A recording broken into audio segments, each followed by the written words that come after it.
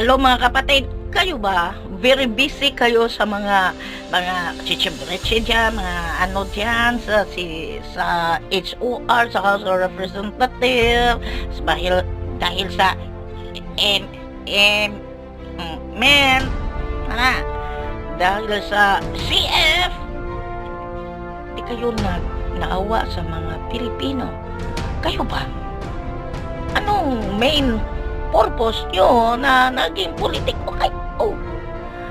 Wala kayong awa sa mga pobre, lalo na kami. Tingnan mo si nanay.